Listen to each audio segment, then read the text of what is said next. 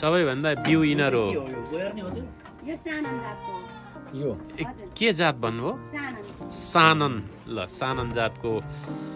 यो सेतो चाहिँ हैन त यो बोका कति वर्षको हो यो सिङ बन्ने सिङ नै यसको चाहिँ कति मूल्य पर्यो यसलाई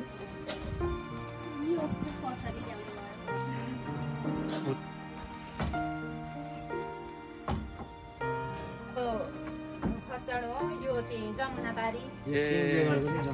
जमुनाबारी लोकल बाहिर